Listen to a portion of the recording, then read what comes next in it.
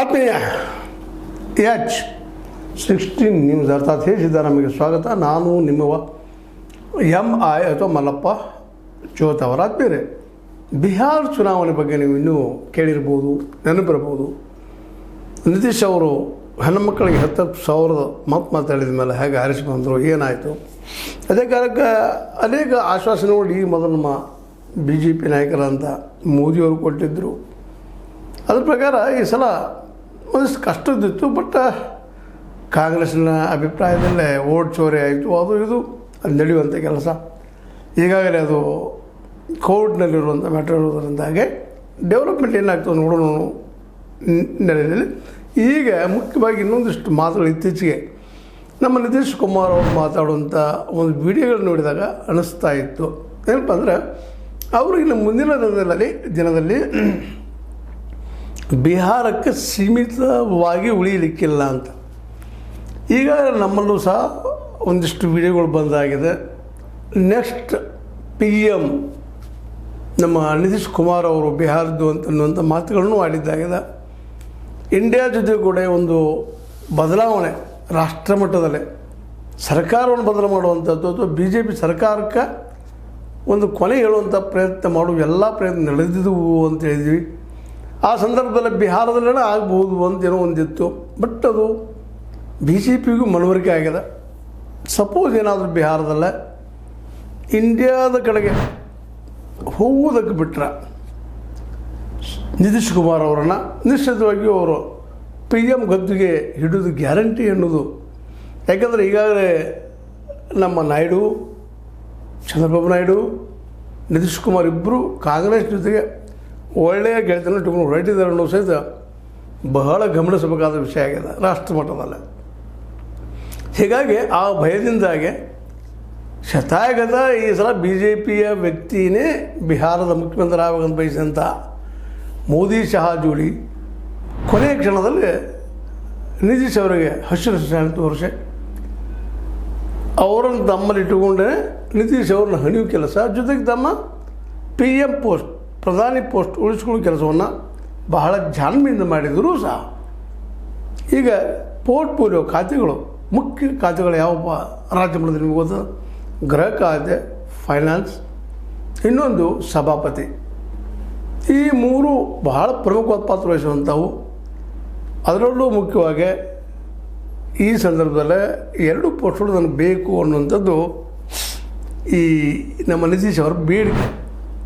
ಇದೇನಾದರೂ ಮುರಿದ್ರೆ ಒಂದು ಹೆಜ್ಜೆ ಇಡಬಹುದು ಅಂತೇಳಿ. ಆದರೆ ಇದನ್ನು ಸುತಾರಾಮ್ ಒಪ್ತಾ ಇಲ್ಲ ಮೋದಿ ಶಾ ಅವರ ಜೋಡಿ. ಯಾಕೆಂದರೆ ಸಭಾಪತಿ ಮತ್ತು ಗೃಹ ಮಿನಿಸ್ಟರ್ ನಮ್ಮವರಲ್ಲಿ ಇರಬೇಕು. ನಾವು ಹೆಚ್ಚಿಗಿದ್ದೀವಿ, ನಮ್ಮ NDAದಲ್ಲಿ ನಾವು ಲೀಡಿಂಗದಲ್ಲಿದ್ದೀವಿ, ನಿಮಗಿಂತೂ ಹೆಚ್ಚಿಗಿದ್ದೀವಿ. ಮತ್ತು ಮೋದಿಯವರ ಮುಖದಿಂದ ನಾವು ಗೆದ್ದಿದ್ದೀವಿ ಅನ್ನುವಂಥ ಈ ಸಾಮ್ರಾಟ್ ಚೌಧರಿ ಅವರ ವಾದ, ಉಪಮುಖ್ಯಮಂತ್ರಿಗಳಿದ್ದಾರೆ BJP ಅವರಿಬ್ಬರು, ಅವರ ಅಭಿಪ್ರಾಯ, ಜೊತೆಗೆ ಮೋದಿಯವರ ಒತ್ತಡ. ಹೀಗಾಗಿ ಅವರಿಬ್ಬರ ಮಧ್ಯದಲ್ಲೇ ನಿತೀಶ್ ಮತ್ತು ಮೋದಿಯವರ ಮಧ್ಯದಲ್ಲೇ ಬಿರುಕುಗಳು ಹೆಚ್ಚಾಗ್ತದೆ ದಿನಕ್ಕೆ. ಅದರಲ್ಲೂ ಹೋಮ್ ಮಿನಿಸ್ಟರ್, ಗೃಹ ಖಾತೆ BJPಗೆ ತೆಗೆದುಕೊಂಡಿದ್ದರಿಂದಾಗೆ ಇನ್ನಷ್ಟು ಆತಂಕ, ಭಯ ನಿತೀಶ್ ಅವ್ರಿಗೆ ಕಾಡ್ಲಿಕ್ಕೆ ಶುರುವಾಗಿಬಿಟ್ಟದು. ಯಾಕಂದರೆ ತನ್ನ CM ಸೀಟ್ ಇನ್ನು ಬದ್ರಿಲ್ಲ. ಯಾಕಪ್ಪ ಅಂದ್ರೆ ಮೋದಿ ಮತ್ತು ಶಹಾ ಜೋಡಿ ತಮ್ಮ ಅಸ್ತಿತ್ವವನ್ನು ಉಳಿಸಿಕೊಂಡು ಜೊತೆಗೆ ಇದನ್ನು ಅಲ್ಲಾಡಿಸೋ ಕೆಲಸಕ್ಕೆ ಕೈ ಹಾಕಿದ್ದಾರೆ ಅನ್ನೋದು ಸ್ಪಷ್ಟ ಆಗಿದೆ.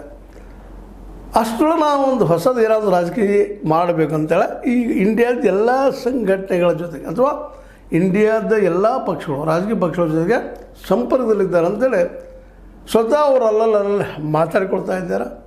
BJPಗರು ಮಾತಾಡಿಕೊಳ್ತಾ ಇದ್ದಾರೆ. ಮೊದಲಿನ ಸೌಹಾರ್ದತೆ ಉಳಿದಿಲ್ಲ. ವರ್ಷಕ್ಕೆ ಕೋಟಿ ಉದ್ಯೋಗಗಳು ಕೊಡ್ತೀವಿ ಬಿಹಾರದಲ್ಲಿ ಅಂತ ಆಶ್ವಾಸನೆ ಕೊಟ್ಟದ BJP. ಸ್ವತಂತ್ರವಾದ ಮೀಡಿಯಾಗೆ ಬೇಕಾಗಿರುವುದು ಸ್ವತಂತ್ರ ಧ್ವನಿ.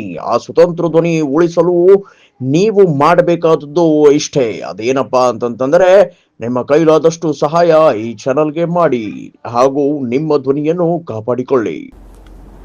ಅದಕ್ಕಾಗಿ ಅವ್ರಿಗೆ ಈ ಒಂದು ಕೋಟಿ ಉದ್ಯೋಗಗಳನ್ನು ಕೊಟ್ಟು BJPಯಿಂದ ಮಾತ್ರ ಸಾಧ್ಯ ಅಂತೇಳಿ ಯಾವುದೇ ಸಮಯದಲ್ಲಿ ನಿತೀಶ್ ಅವ್ರನ್ನ ಬದಿಗೆ ಸರಿಸುವಂತಹ ಕೆಲಸವನ್ನು ಮಾಡುವ ಎಲ್ಲ ಸಾಧ್ಯ ದಟ್ಟಾಗಿದ್ದರಿಂದಾಗೆ ಇವತ್ತು ನಿತೀಶ್ ಕುಮಾರ್ ಅವರು ವಿಶೇಷವಾಗಿ ಏನಪ್ಪ ಅಂತಂದ್ರೆ ಯಾಕಪ್ಪ ಪಿ ಎಮ್ ಪೋಸ್ಟ್ಗೆ ನಾವು ಪ್ರಯತ್ನ ಮಾಡಬಾರ್ದು ಅನ್ನುವಂಥ ವಿಚಾರ ತಲೆಯಲ್ಲಿ ಹಾಕ್ಕೊಂಡಿದ್ದಾರೆ ಅಂತ ಅನ್ನಿಸ್ತಾ ಇದೆ.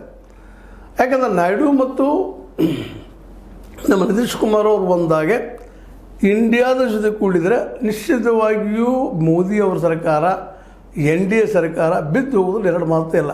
ಮತ್ತು ಇಂದಿನ ಎಲ್ಲ ಸಮಸ್ಯೆಗಳಿಗೆ ವಿಶೇಷವಾಗಿ ವಿರೋಧ ಪಕ್ಷಗಳ ಮೂಲ ಸಮಸ್ಯೆ ಯಾರಪ್ಪ ಅಂದ್ರೆ BJPಗರು, ಮೋದಿ ಮತ್ತು ಶಾ. ಆ ಮೋದಿ ಮತ್ತು ಶಾರ ಕೈಯಿಂದ ಅಧಿಕಾರ ಕಸಿದುಕೊಂಡಾಗ ಮಾತ್ರ ತಮ್ಮ ಒಂದು ಪ್ರಾಂತೀಯ ಪಕ್ಷಗಳು ಸುಭದ್ರವಾಗಲಿಕ್ಕೆ ಸಾಧ್ಯ ಅನ್ನೋದು ಎಲ್ಲರಿಗೂ ಕನ್ಫರ್ಮ್ ಆಗ್ಯದ. ಹೀಗಾಗಿ ಅವರು ಯಾವುದೇ ಕ್ಷಣದಲ್ಲಿ ಯಾರು ಮೊದಲು ಆಡ್ತಾರೆ ಅನ್ನೋದು ಭಾಳ ಮುಖ್ಯದ ಗೇಮ್ ಇಲ್ಲ. ಅದು ಇಷ್ಟರಲ್ಲೇ BJP ಆಡ್ತಿತ್ತೋ ಏನೋ. ಆದರೆ ಅವರ ಭಯ ಏನಪ್ಪ ಅಂದ್ರೆ PM ಗದ್ದುಗೆ ಅಲ್ಲಾಡಿತು. ಅದಕ್ಕಾಗಿ ಇವತ್ತು ನಿತೀಶ್ ಕುಮಾರ್ ಅವರನ್ನ ಒಲ್ಲದ ಮನಸ್ಸಿನಿಂದ ಅಲ್ಲಿ CM ಮಾಡ್ಕೊಂಡು ಮುಂದೆ ಹೋಗ್ತಾ ಇದ್ದಾರೆ. ಇದು ಸ್ವತಃ ನಿತೀಶ್ ಅವ್ರಿಗೆ ಗೊತ್ತಾಗಿದ್ದರಿಂದ ಮೇಲಿಂದ ಮೇಲೆ ಫ್ರೆಶ್ ಕರೆದು ಮತ್ತೇನು ಮಾಡೋ ತಾವು ಇಂಡಿಯಾ ಜೊತೆಗೆ ಸರ್ಕಾರ ನಡೆಸುವಂಥ ಒಂದು ಪ್ರಯತ್ನ ನಡೆಸಿದ್ದೀವಿ. ಇವತ್ತು ಮಾತಾಡೋದು ಬಹಳ ದಿನಗಳಿಂದ ಮಾತಾಡ್ತಾ ಇದ್ದೀವಿ ಅನ್ನುವಂಥ ಮಾತುಗಳು ಇತ್ತೀಚೆಗೆ ಹಾಕ್ತಾ ಇದ್ದಾರೆ. ಹೀಗಾಗಿ ಇವತ್ತಿನ ಸೋಷಿಯಲ್ ಮೀಡಿಯಾದಲ್ಲೇ ಅತ್ಯಂತ ಹೆಚ್ಚು ಚರ್ಚಿತ ವಿಷಯ ಏನಪ್ಪ ಅಂತಂದ್ರೆ ನೆಕ್ಸ್ಟ್ PM ನಿತೀಶ್ ಆಗ್ಬೋದಾ ಅನ್ನುವಂಥದ್ದು.